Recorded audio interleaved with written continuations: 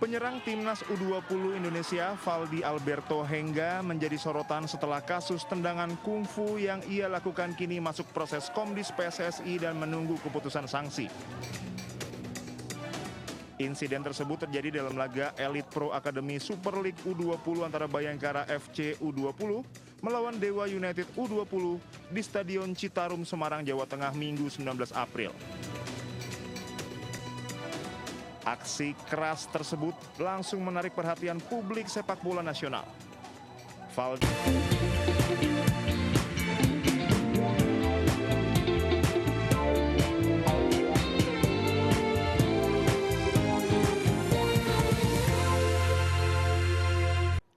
Modus pencurian dengan menyamar sebagai pemulung kembali terjadi di Kota Padang, Sumatera Barat.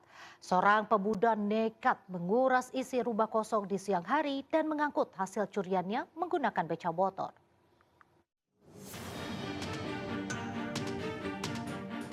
Rekaman video amatir warga inilah yang menjadi bukti kuat aksi pencurian di kawasan Gunung Pangilun, Kecamatan Padang Utara, Kota Padang.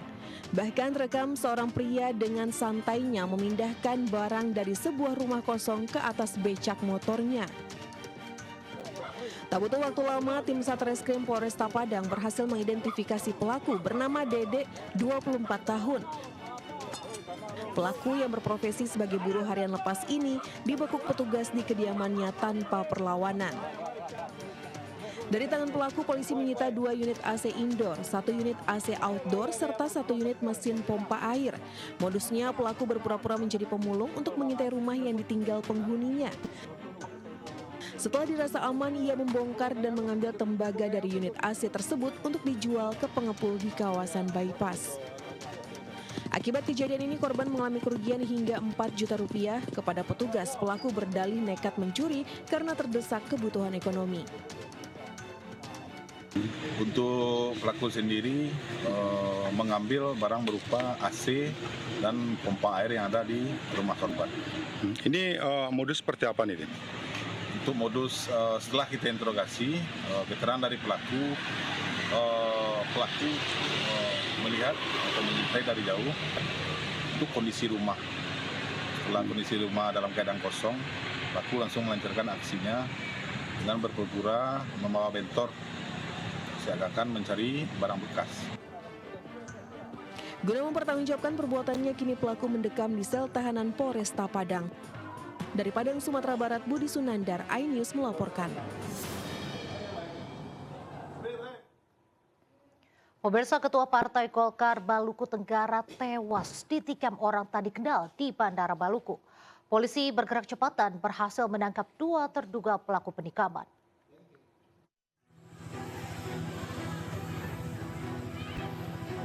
Video amatir warga menunjukkan insiden penikaman di Bandara Karel Satsui Tubun, Maluku Tenggara. Korban adalah Agrapinus Rumatora alias Nuskei yang ditikam orang tak dikenal sesaat setelah korban turun dari pesawat dan masuk ke terminal kedatangan. Meski sempat dibawa ke rumah sakit, nyawa korban yang merupakan Ketua Partai Golkar Maluku Tenggara itu tidak tertolong. Polisi telah meringkus 2 pelaku penusukan berinisial HR dan FU. Adapun motif dari kejadian tersebut adalah balas dendam oleh kedua pelaku. Namun untuk detailnya masih dilakukan pengembangan oleh penyidik. Kami meminta kepada rekan-rekan untuk tetap bersabar, kami akan terus mengupdate. Kemudian setelah kejadian kemarin juga Polres Maluku Tenggara telah melakukan pemeriksaan saksi-saksi sebanyak 6 orang untuk penanganan kasus tersebut. Dari Tual, Maluku, Hari, iNews melaporkan.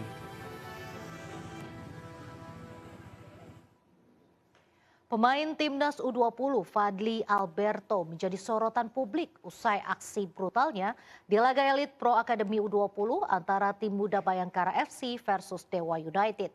Pemain yang pernah jadi wonderkid Asia di Piala Dunia U17 2025 itu dipastikan dicoret dari skuad timnas Indonesia U20 akibat tendangan kungfunya ke arah pemain lawan.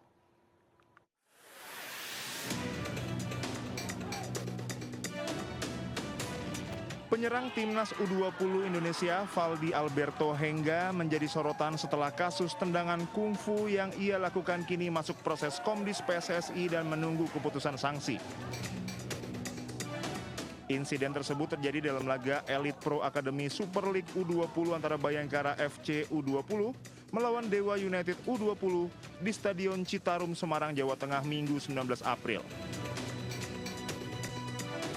Aksi keras tersebut langsung menarik perhatian publik sepak bola nasional. Valdi Alberto Hengga menjadi pusat perhatian setelah melayangkan tendangan ke arah pemain lawan dalam situasi panas di lapangan. Kejadian tersebut memicu reaksi dari berbagai pihak. Saat ini Komdis PSSI masih menunggu laporan resmi dari I-League sebagai operator kompetisi. Laporan tersebut akan menjadi dasar utama dalam proses persidangan. Ketua Komdis PSSI Umar Hussein mengatakan keputusan terkait sanksi diperkirakan akan keluar dalam waktu dekat. Komdis akan mempelajari seluruh detail kejadian sebelum menentukan hukuman yang tepat. Kasus ini menambah daftar pelanggaran disiplin di kompetisi usia muda. Tindakan di lapangan menjadi perhatian serius federasi karena berkaitan dengan pembinaan pemain. Keputusan akhir Komdis PSSI akan menjadi penentu langkah selanjutnya bagi Valdi Alberto. Sanksi yang dijatuhkan berpotensi mempengaruhi perjalanan karirnya ke depan.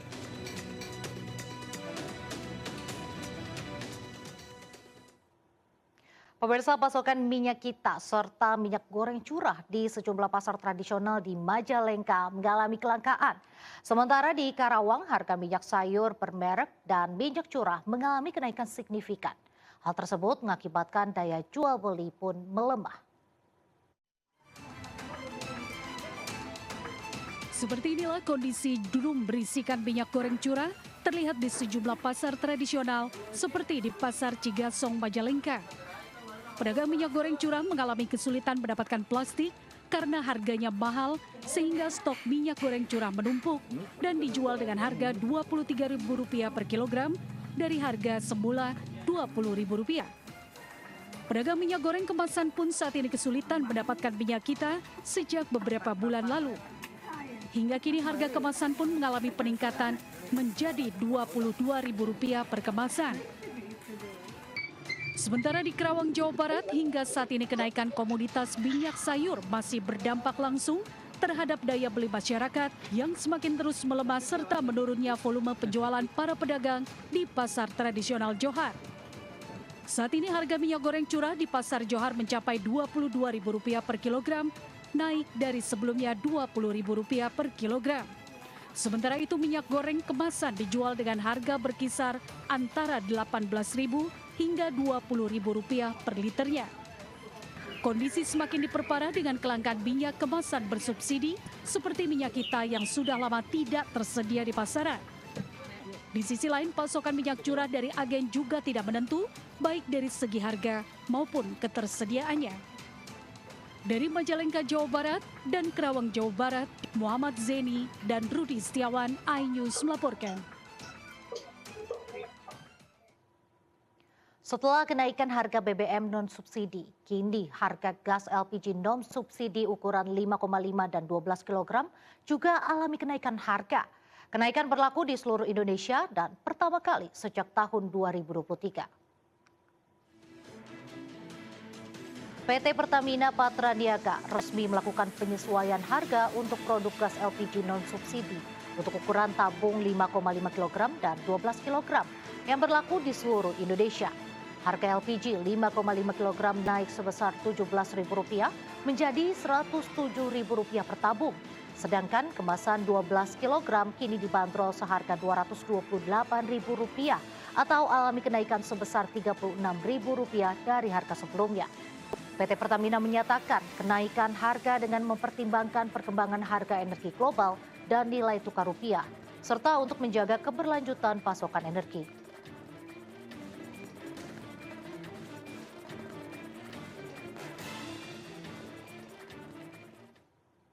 Hydroplus Sirkuit Nasional Sirnas A Jawa Timur 2026 resmi digelar 13 hingga 18 April 2026 di Gor Sudirman, Surabaya. Seri pembuka turnamen diikuti lebih dari 1.100 atlet dari 240 klub se-Indonesia.